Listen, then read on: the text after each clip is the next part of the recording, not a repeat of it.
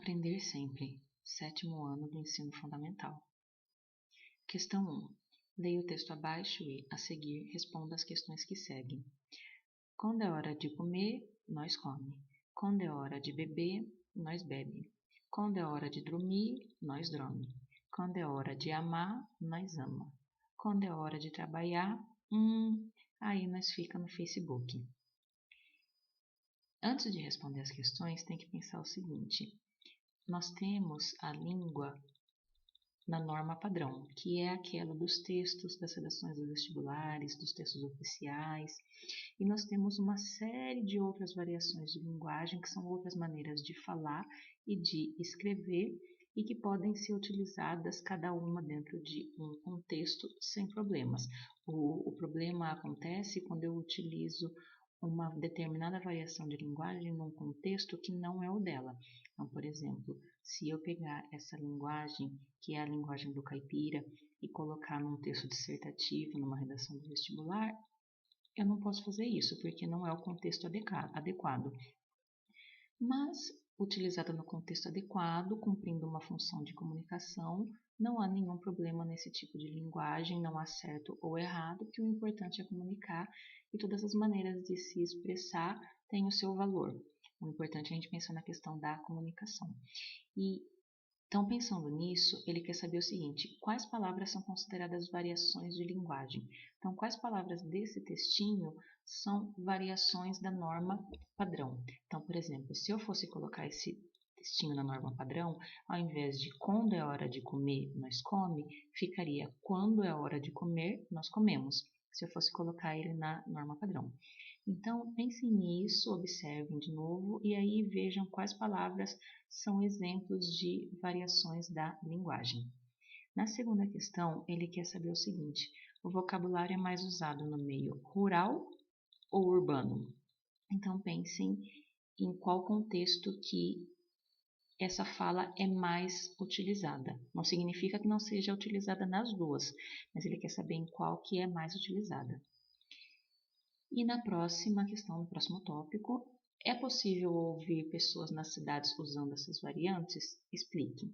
Então, lembra do que eu comentei na questão anterior, não significa que seja usado somente em um desses meios, mas em qual deles é mais usado. Daí vocês pensam se nas cidades a gente vê pessoas falando dessa maneira, tá? E agora a próxima questão, questão 2. Com relação ao texto retirado de uma conversa no Messenger, assinale a alternativa correta. Oi, tudo bem? Tô com saudade de você. Oi, também estou. Fazendo o quê? Estou estudando para a prova. O que vai fazer hoje? Hoje, depois do serviço, vou para casa, jogar um game com um amigo.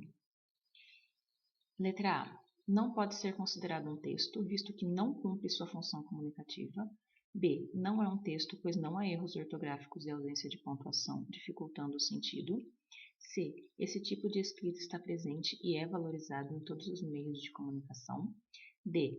Cumpre a sua função comunicativa, mas só deve ser utilizada em situações informais como internet, celular, etc.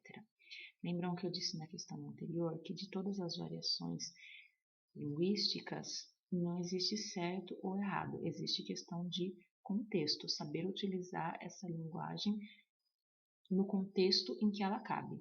Então, eu posso utilizar completamente uma linguagem como essa numa conversa do WhatsApp, do Messenger, de redes sociais, entre amigos, com tantas abreviações e etc.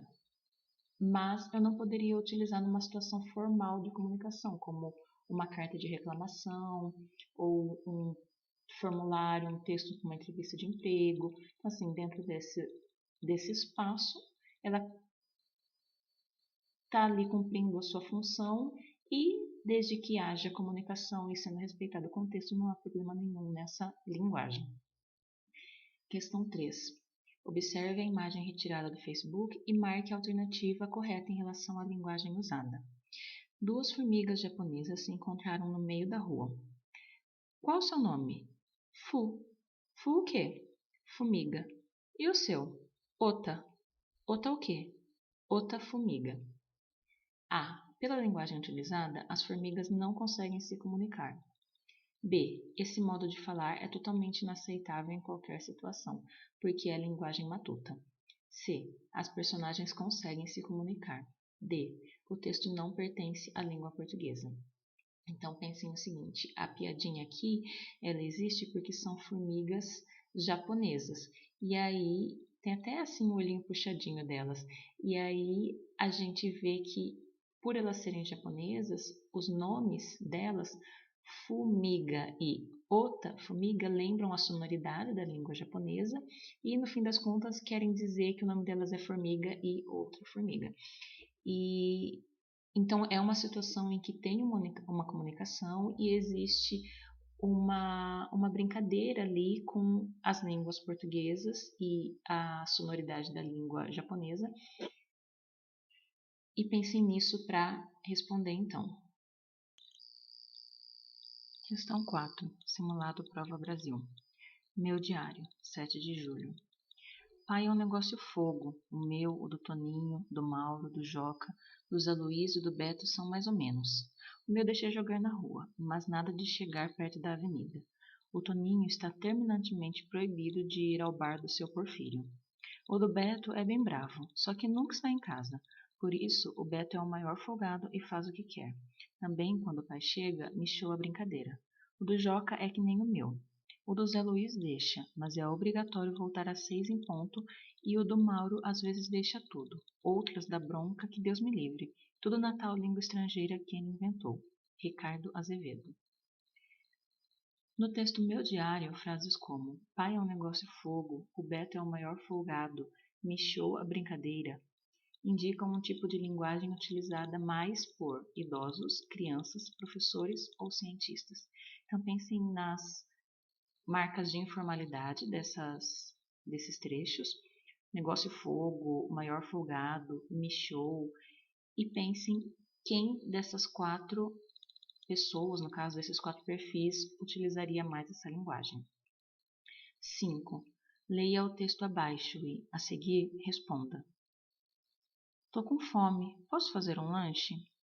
Claro, sirva-se. Pode pegar uma maçã ou uma laranja na geladeira. Embora usemos o mesmo idioma, não falamos a mesma língua. De acordo com a tirinha, o último quadrinho revela que a mãe do menino está A. Nervosa com um pedido do menino. B. Contrariada por ele ter interrompido a sua leitura. C. Surpresa por ele ter atendido o seu pedido. D. Tranquila, pois acha que ele escolherá um lanche saudável. Pensem aqui então nas expressões faciais da mãe, para observar se ela está contrariada, brava, nervosa, como está o estado dela de espírito, ou se ela está tranquila, lendo o jornal dela. E pensem também no diálogo, o que ele espera comer e o que ela espera que ele come. Então ele pede para fazer um lanche e ela fala para ela pegar uma fruta na geladeira, mas ele pega um pote de bolachas. Então o que ela espera é diferente do que ele faz. Por isso ele diz que é o mesmo idioma, mas não falam a mesma língua.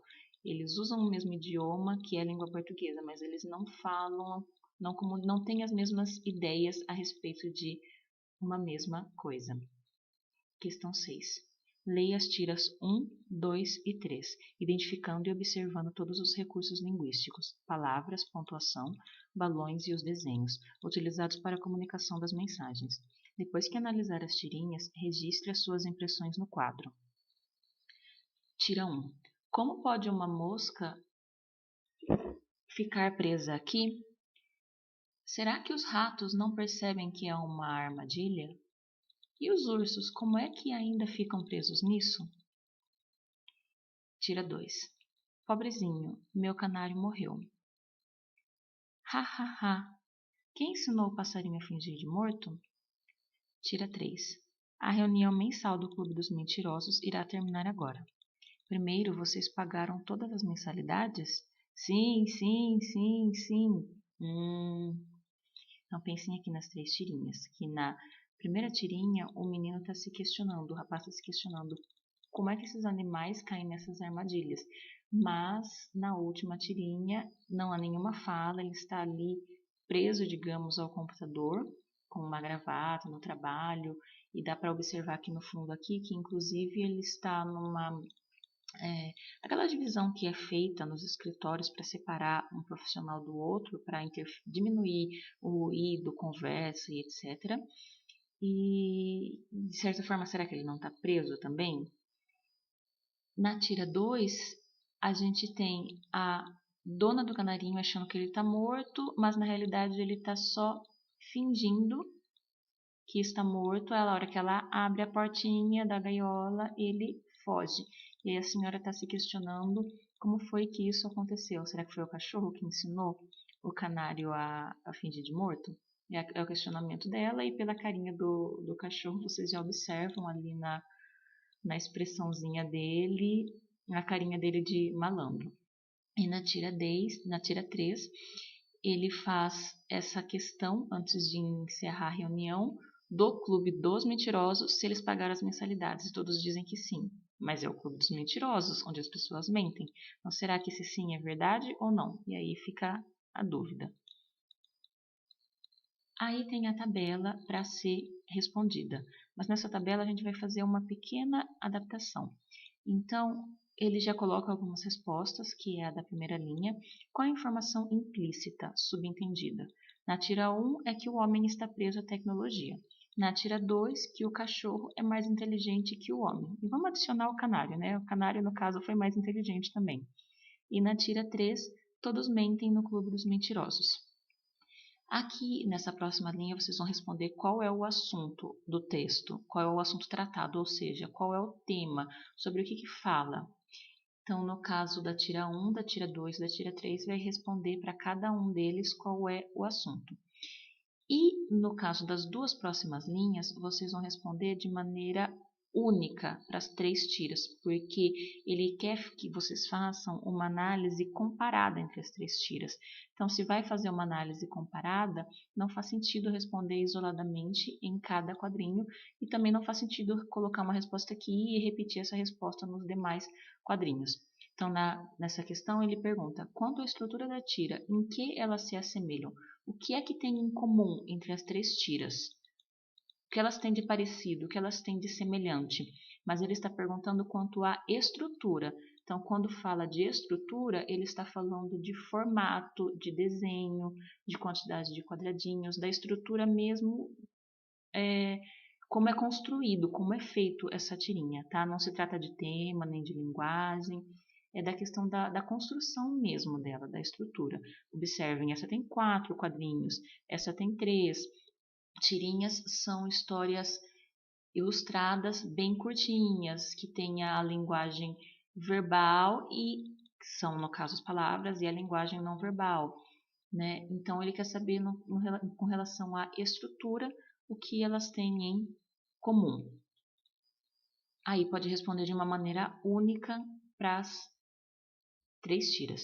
E daqui, na próxima questão, e em que elas se diferem. Quer saber o que tem de diferente? O que muda de uma para outra? Daí ele também está perguntando com relação à estrutura. Qual é a diferença? Pode comentar da quantidade de quadrinhos? Pode. Pode comentar do estilo de desenho, né, do traço. Esse aqui é todo redondinho, é uma mistura, né, do desenho palitinho. Esse aqui já tem um traço mais diferente, né, mais... Até no traço, assim, você percebe um certo deboche, digamos. E esse aqui também, porque se vocês perceberem, cada autor tem um jeito diferente, né, de fazer o traço. Também tem a quantidade de quadrinhos. Enfim, essas são opções de resposta, de possibilidades para vocês pensarem para responder essas duas. Lembrando que vocês vão ignorar que tem 3 quadradinhos e vão responder de uma única maneira. Então, se quiser começar a resposta escrevendo aqui, pegar os 3 quadrinhos e continuar até terminar, não tem problema, tá? Se quiser responder aqui em cima ou aqui embaixo, tudo bem, desde que vocês façam uma seta, alguma coisa indicando, tá? Questão 7. Nesse exercício, você fará uma análise comparativa de 2 capas de revistas, Veja e Época, observando as linguagens que elas apresentam e analisando sobre o papel social que elas têm.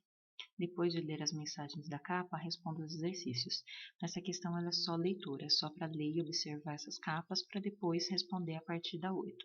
Então aqui a gente tem a capa da Veja, né, com essa manchete, esse título do texto de capa, da matéria de capa, as fake news que matam, e aqui é da época, Lorotalândia, como operam 10 dos maiores sites de notícias falsas do país. Em ambas as capas a gente tem o desenho do Pinóquio, aqui de uma maneira mais sensacionalista, digamos, mais apelativa do que nessa. Então a gente tem aqui a imagem desse Pinóquio com o nariz comprido, né, pontudo, cheio de sangue, e ele está vestido de médico. Aqui a gente tem o símbolo do Google, está bem pequenininho, mas dá para ver o símbolo do Google. E então o Pinóquio ele simboliza a mentira, e a gente automaticamente associa fake news à mentira, por isso foi ilustrado utilizando o Pinóquio. E aqui também o Pinóquio, mas retratado de uma maneira um pouco mais suave e associado a Lorotalândia, né? A gente já pensa em lorota, e aí é uma mistura a palavra de lorota com lândia, né? Que seria, lândia seria para a cidade, então tipo todo um lugar cheio de lorota. A ideia aí de Lorotalândia é da quantidade de fake news e de sites de notícias falsas que existem no país. Ele vai falar dos 10 maiores, né? Questão 8. Por que será que as capas se apresentam de maneira idêntica? Eu acho que a palavra idêntica aqui é um pouco forçada, é um pouco exagerada, porque eles não se representam de maneira idêntica. A ideia é a mesma, a ideia é igual, mas idêntica é um pouco exagerado falar em idêntico, porque aqui a gente tem um apelo muito maior, mais sensacionalista, é mais apelativo, né? É mais agressiva essa imagem do que essa. Então é a mesma ideia, é igual, mas não se apresenta de maneira idêntica, se apresenta de maneira igual. Então, lendo de novo essa pergunta, vamos trocar por igual. Por que será que as capas se apresentaram de maneira igual? Então, pensem, né, em qual é o objetivo das reportagens, das notícias dos artigos que nós temos nessas revistas e por que então que utilizaram a imagem do Pinóquio. 9. Na sua opinião, as intenções de cada capa são iguais ou diferentes? Qual é a intenção desta capa e desta? É uma questão pessoal. O que você acha? A mesma intenção dessa capa é a dessa? As duas têm a intenção de falar sobre fake news, embora a abordagem seja diferente, como eu disse, mais sensacionalista na primeira revista. Mas pensem então nisso e coloquem a opinião de vocês. 10. Qual é o nome de cada veículo de comunicação? Veículo de comunicação, no caso, é onde foi publicado. Então, nós temos duas revistas. Então, ele quer saber qual é o nome de cada uma delas. Então, como são duas, vocês podem responder em tópicos, né? O primeiro tópico para a primeira, pode fazer uma bolinha, ou colocar um, e aqui, no caso, a segunda. 11. Qual é a chamada da matéria de capa e em qual data foram publicadas?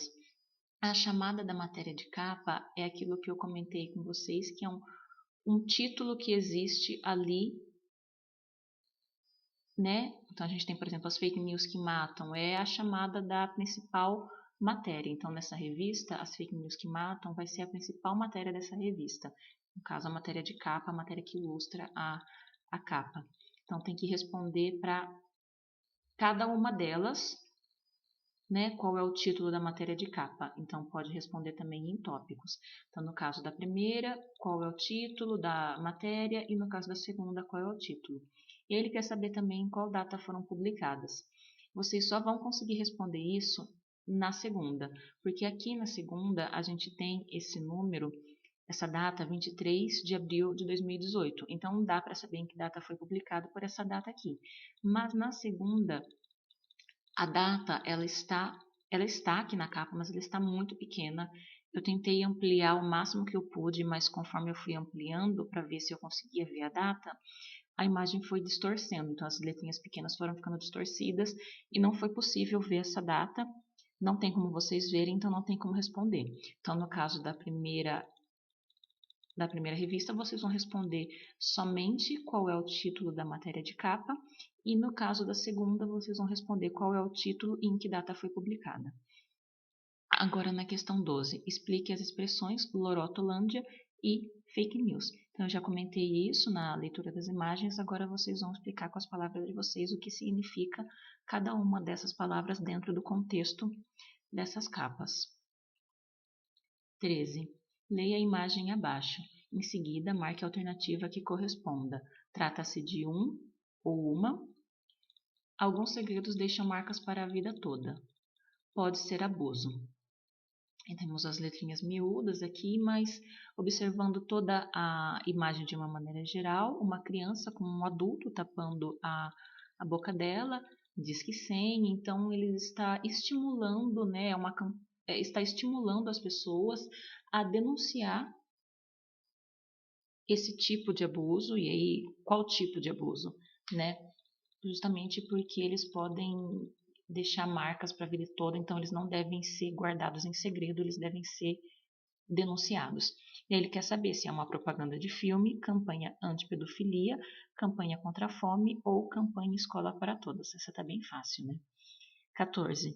Na imagem abaixo, qual é o subentendido, o que não está escrito, mas conseguimos entender? Então tem que descobrir o que não está escrito aí, mas que pela leitura e interpretação a gente consegue entender o que é, né? Que é aquela informação implícita. Mãe, sabia que o vermelho representa o amor? Sabia, por quê? Então toma o meu boletim, mãe. Te amo. E a mãe, no fim, né, com a expressão de... é um meme, né, isso, né, de desespero, de fu, e aí vocês já sabem o que significa esse fu. Esse meme foi bem comum no começo do surgimento dos memes, aparecia bastante, mas hoje eu quase não vejo, ele não aparece mais tanto. Na letra A, o rapaz ama a mãe de verdade. B, o rapaz é ótimo aluno. C, o rapaz tirou péssimas notas. Ou D, o rapaz tirou ótimas notas. Então pensem no que a nota vermelha representa num boletim e aí vocês encontram qual é a informação que está implícita, subentendida, escondida. 15. Na charge abaixo, qual é a mensagem implícita? Ieda, descola um cafezinho pra gente? A assistente ou secretária assume a função de buscar o cafezinho. B. Dá-se à mulher um papel inferior, o de buscar um cafezinho. C. O marido usa a desculpa do cafezinho para afastar a esposa. D. Faz parte da etiqueta social a mulher recepcionar os convidados. Então, a gente tem nessa charge vários homens na sala e uma única mulher, e a função dentre todas as pessoas na sala de pegar o cafezinho é atribuída a ela. Por que será? Né? Então pensem o seguinte, faz parte da função de uma secretária ou de uma assistente buscar cafezinho? Elas buscam muitas vezes. Mas por que elas buscam? Não é parte da função delas, não é parte do rol de tarefas delas buscar, mas elas buscam. E por quê? Né? Por que isso é imposto, digamos, às mulheres nesse tipo de contexto? Tá? E é a obrigação dela. E por que, dentre tantos, pedir para essa mulher, para ela essa função? E observem também, né, a linguagem corporal desses homens que estão ali, tranquilos, e a linguagem corporal dela, né, esses tracinhos que tem aqui em cima do rosto, né, então a reação dela de, poxa, para lá, né, então pensem nisso para responder. 16. Qual é a crítica social representada nessa imagem? Ho, ho, ho, sou o Papai Noel. Chega mais, a gente também não existe. Então a gente tem uma série de moradores de rua embaixo de uma ponte, numa cidade, e o Papai Noel chega e é recebido com essa frase por parte deles. Letra A. Moradores de rua são do reino da fantasia. B. Moradores de rua são iguais ao Papai Noel. C. Moradores de rua são seres invisíveis. Ou D. Moradores de rua não recebem presentes de Natal. Então ele quer saber aqui qual é a crítica social que está implícita, que está representada aí nessa imagem. Então pensem um pouquinho, né? Quando a gente passa por pessoas na rua, em situação de rua, a gente repara neles, a gente ajuda, a gente vê essas pessoas. Pensem nisso então para responder. A gente fica por aqui. Essa é a primeira parte então da nossa aula sobre o caderno Aprender Sempre.